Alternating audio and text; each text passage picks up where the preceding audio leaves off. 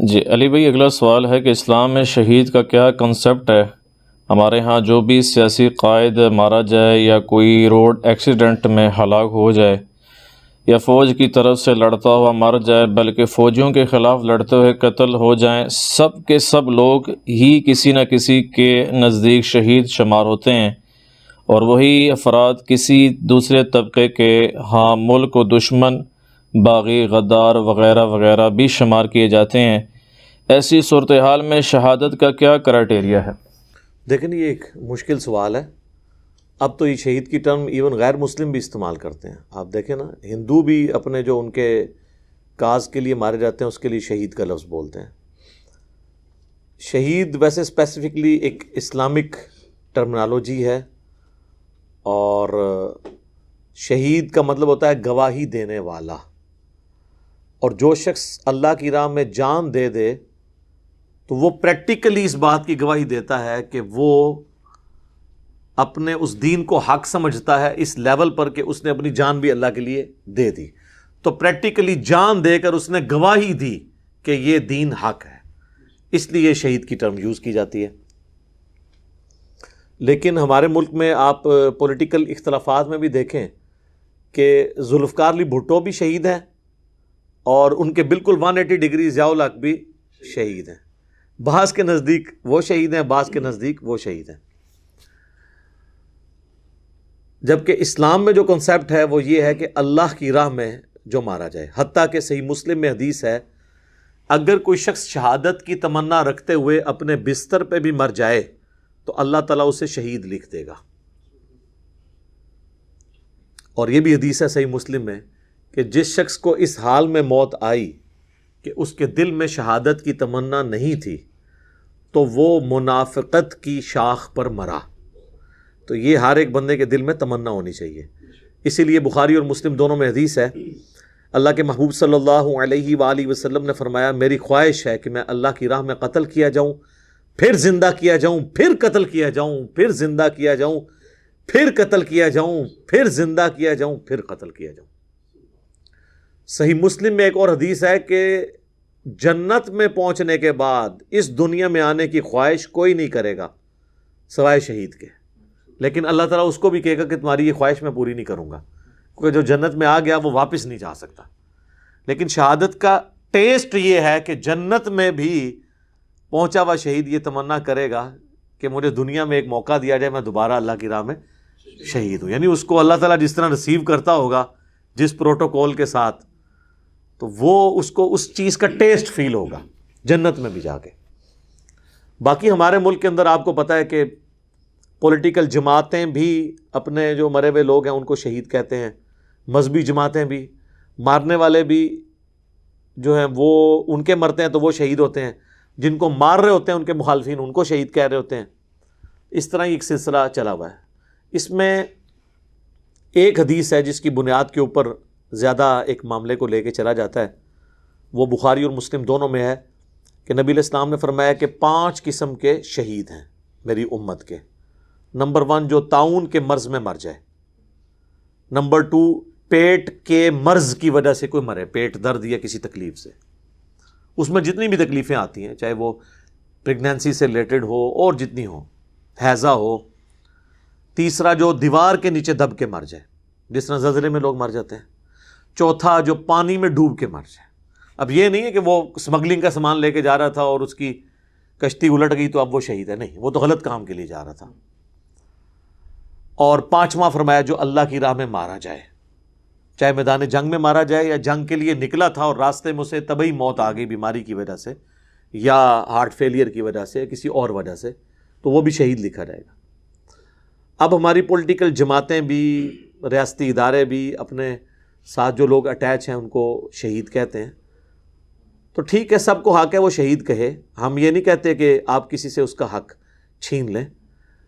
آپ جس کو شہید سمجھ بھی رہے ہیں نا، قیامت والے دن اللہ ہی نے فیصلہ کرنا ہے وہ شہید ہے یا نہیں ہے۔ دنیا میں اس پہ لڑنے کی ضرورت نہیں ہے۔ کوئی کہتا نہیں میرے نزدیک بھٹو شہید ہے، بالکل کہنے دیں، اس کا حق ہے۔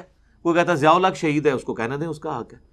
یہ آپ کے شہید کہنے سے ضیاء الحق نے جو اس قوم کو نقصان پہنچایا ہے وہ اس کی معافی تو کوئی نہیں ہونی، وہ اللہ اور اس کا معاملہ ہے، ٹھیک ہے نا جی۔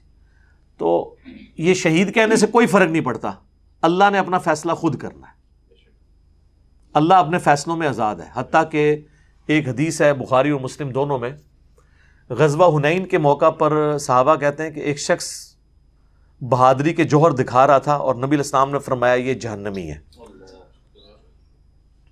حتیٰ کہ اس نے کئی کافر قتل کر دیے، اور صحابہ بار بار آ کے حضور سے پوچھ رہے ہیں یا رسول اللہ اس کو آپ جہنمی کہہ رہے ہیں، حالانکہ اس نے تو اتنے کافر مار دیے۔ تو آپ نے فرمایا یہ جہنمی ہے۔ ظاہر ہے اللہ نے آپ کو غیبی خبر دی تھی۔ صحابہ کہتے ہیں قریب تھا کہ ہم وسوسے کا شکار ہو جاتے کہ اللہ کی نبی کی بات کہیں جھوٹی نہ نکل آئے، لیکن ہوا کیا؟ ایک صحابی کہتے ہیں میں اس کے پیچھے ہو گیا کہ دیکھوں کیا وجہ ہے کہ یہ جہنمی ہے۔ تو وہ کہتے ہیں کہ اسے اتنے زخم لگے کہ وہ اپنے زخموں کو برداشت نہ کر سکا، تو اس نے اپنی تلوار زمین پہ کھڑے ہو کر خودکشی کر لی اور وہ حرام موت مر گیا۔ وہ صحابی کہتے ہیں میں وہاں سے بھاگتا ہوا، میں نے کہا یا رسول صدق رسول اللہ، یا رسول اللہ آپ نے سچ کہا۔ تو نبی علیہ السلام نے فرمایا اللہ کی قسم میں گواہی دیتا ہوں کہ میں اللہ کا رسول ہوں، یعنی یہ غیبی خبر مجھے اللہ نے دی تھی۔ اور پھر فرمایا کہ اٹھ کے اعلان کر دو اے بلال کہ آخرت کا دار و مدار خاتمے کے اوپر ہے، کسی کا خاتمہ کیا ہو رہا ہے۔ اور تیسری بات نے آپ نے ارشاد فرمائی کہ اللہ تعالیٰ چاہے تو کسی فاسق شخص سے بھی دین کی خدمت لے سکتا ہے۔ تو میرا خیال ہے یہ جو لوگ کہتے ہیں نا ہمارے بزرگوں کی بہت خدمات ہیں، تو ان میں سے اکثر یہ تیسری کیٹیگری میں ہی فال کرتی ہے۔ ظاہر ہے وہ کہتے ہیں نہیں بزرگوں نے آپ تک کتابیں پہنچائی ہیں، ٹھیک ہے جی سر، وہ تو گوروں نے بھی پرنٹنگ پریس انہوں نے بنایا ہے، بزرگوں کی تو ہینڈ ریٹن رہ ہی جانی تھی، ٹھیک ہے نا جی۔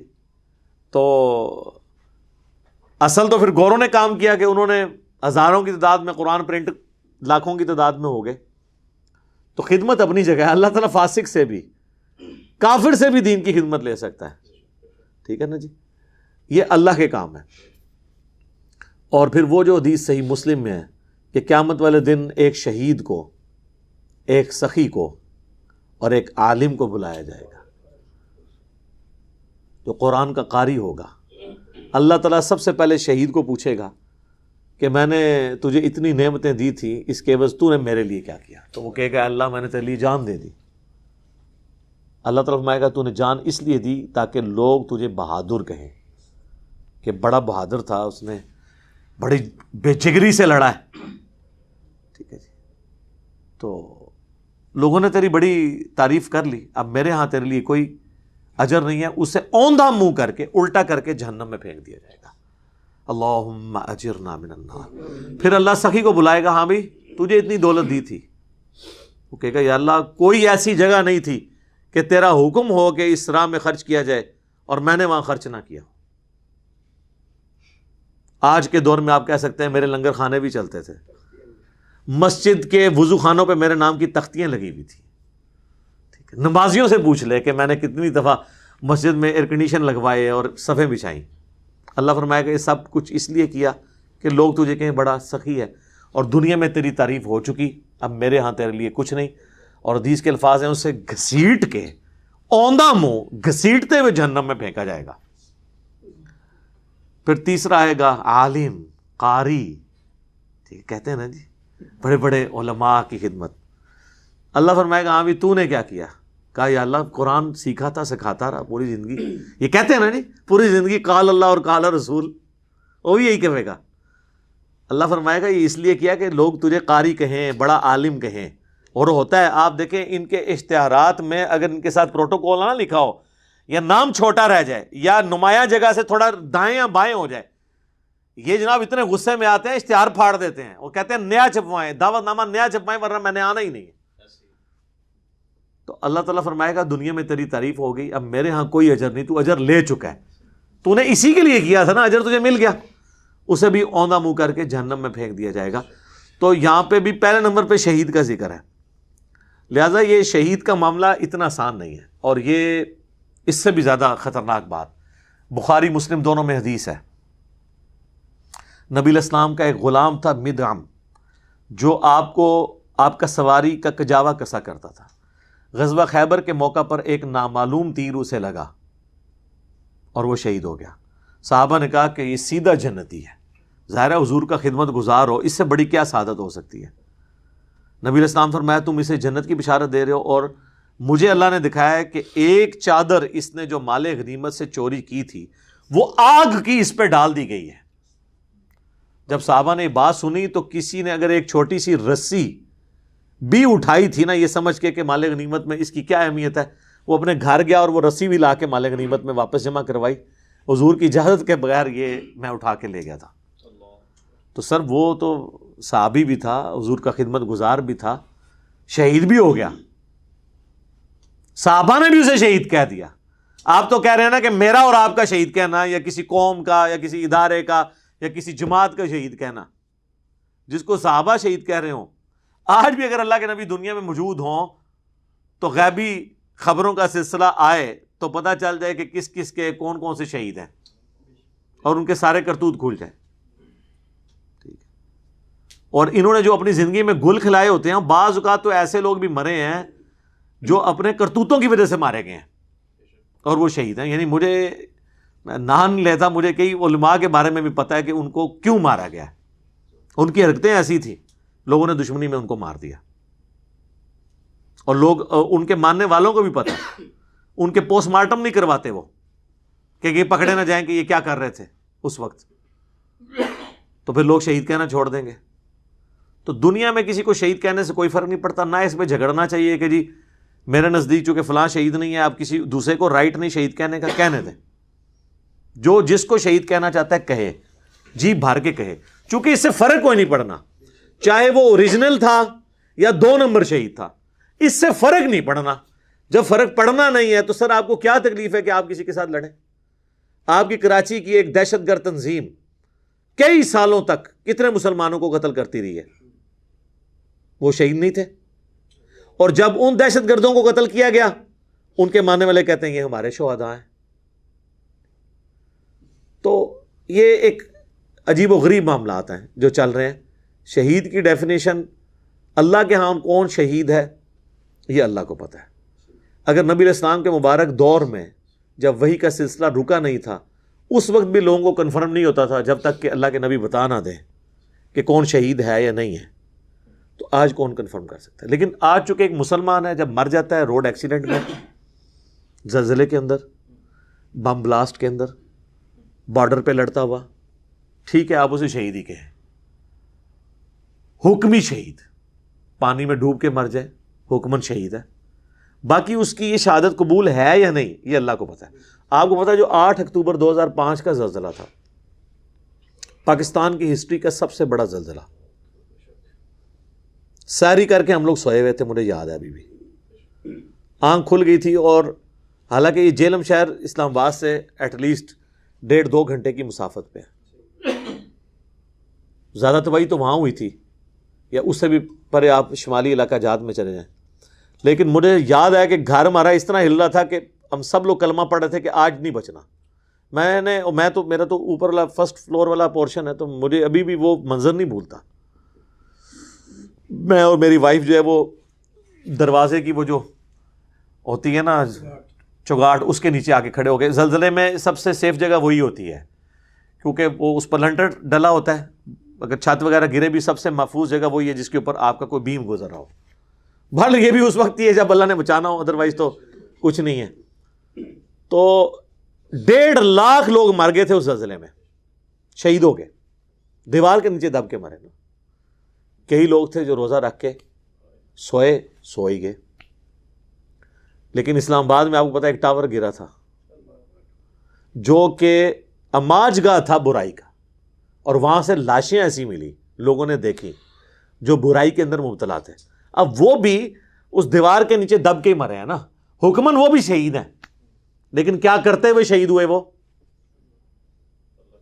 تو بات یہ کہ یہ آپ اس کو آپ اس طرح بھی سمجھیں کہ جس طرح یوں کرنے سے کوئی شہید نہیں ہوتا نا، اس طریقے سے کوئی لیبل لگا لے داڑھی کا، پگڑی کا، اور کرتوت اس کے اندر سے شیطانوں والے ہوں، شکلیں اس کی بزرگوں والی ہوں، تو دنیا میں تو نورانی شکل ہی ہے سر۔ تو آپ اسے کہتے ہیں، بے شک کہیں کہ بہت نورانی شکل ہے، سر ہم آپ کے ساتھ ہیں، شکل نورانی ہے، لیکن یہ نورانی شکل یہ فیصلہ نہیں کرے گی کہ آخرت میں اس کی مٹی پلید ہونی ہے یا نہیں ہونی، یہ کوئی نہیں فیصلہ کر سکتا، وہ آپ کہتے رہیں۔ بلکہ ادھر ہی نہیں کرتے، آپ ذرا طارق جمیل صاحب کے بارے میں اہل حدیث سے پوچھ لیں، بریلویوں سے پوچھ لیں کہ جی کتنا نورانی چہرہ ہے، تو پھر آپ کو وہ 3-4 جو دیں گے نا لمبی لمبی، تو پھر آپ کو پتہ چل جائے گا۔ اور اس طریقے سے الیاس قادری صاحب کے بارے میں آپ دیوبندیوں سے پوچھ لیں، شیعہ سے پوچھ لیں، اہل حدیث سے پوچھ لیں کہ کتنا نورانی چہرہ ہے، جی 70 سال عمر ہے، ایک جھری بھی نہیں چہرے کے اوپر، ٹھیک ہے، داڑھی کالی کر لیں تو وہ 35-40 سال کے نظر آتے ہیں، نورانی چہرہ ہے، رنگت صاف ہے، سب کچھ ہے، ظاہر ہے وہ لیونگ سٹینڈرڈ پچھلے 30-40 سال سے ان کا 30 سال سے تو ایٹ لیسٹ بڑا اچھا ہے، ہاتھ بھی روئی کی طرح نرم ہو جاتے ہیں، پھر سب کچھ ہو جاتا ہے، نورانی ماحول میں رہیں گے سر۔ آپ دیکھیں سردیوں کے اندر آپ اپنے آپ کو آبزرو کریں، سردیوں میں آپ کے چہرے کی رنگت بہتر ہو جاتی ہے، گرمیوں میں تھوڑی سی کیوں؟ موسم بہتر ہو جاتا ہے، اس لیے جو سرد علاقوں کے لوگ ہیں ان کے رنگ بہت صاف ہیں، اور جو آپ گرم علاقوں کے لوگوں کی طرف جائیں گے نا تو آپ کو پکے رنگ نظر آئیں گے۔ آپ ادھر یہ جنوبی پنجاب چلے جائیں، لیکن ادھر آپ گلگت چلے جائیں تو آپ چہرے دیکھیں کتنے صاف ہیں۔ تو اسی طریقے سے جنہوں نے اپنے گھروں کو گلگت بنایا ہوا ہے، یعنی وہ ایئر کنڈیشن گاڑی سے ایئر کنڈیشن کمرے میں، باتھ روموں تک میں ایئر کنڈیشن لگائے ہوئے ہیں، سر ہمیں ایسے پیروں کے گھر بھی پتہ ہیں جنہوں نے باتھ روموں میں بھی لگائے ہوئے ہیں، تو سر وہ چہرہ تو خود بخود نورانی ہو جائے گا نا، اور جب شہید ہوں گے تو وہ شہادت کے بعد بھی چہرہ نورانی نظر آئے گا۔ اور پھر اتنے صاف ستھرے چہرے کو جب آپ غسل دے کے میت کو لٹایا ہوگا تو لوگ کہتے ہیں جی لگتا ہے کہ انہیں اٹھ جان گے جس طرح بندہ ستا ہوتا ہے۔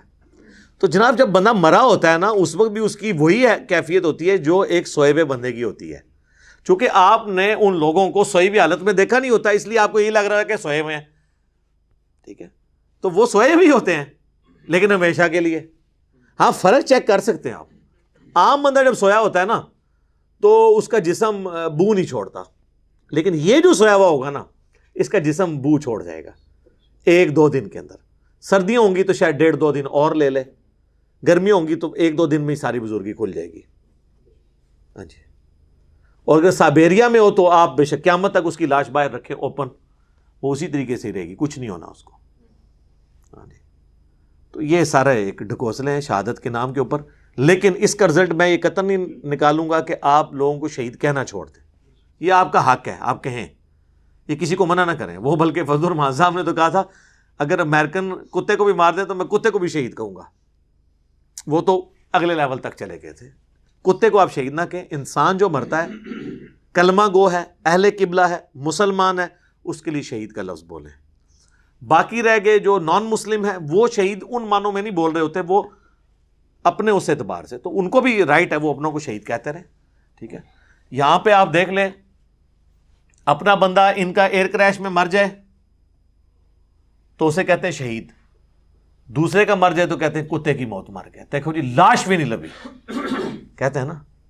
تو میں اسے پوچھتا ہوں کہ حضرت امیر حمزہ کا جو مسئلہ ہوا تھا ان کا ناک کان یہ سب کچھ کاٹے گئے، اور رومن امپائرز کی جنگوں میں چھوٹی چھوٹی بیٹل فیلڈز کے اندر جو صحابہ کو تیل کے کڑاہوں میں تلا گیا تو وہ ان کی لاشوں کے ساتھ جو کچھ ہوا تو آپ ان کو کیا کہیں گے؟ یا طاعون کے مرض میں جو لوگ شہید ہوئے، حضرت ابو عبیدہ ابن جراح طاعون کے مرض میں شہید ہوئے ہیں شام میں، فاتح شام ہیں، یرموک کے وہ فاتح ہیں، آرمی چیف تھے مسلمانوں کے۔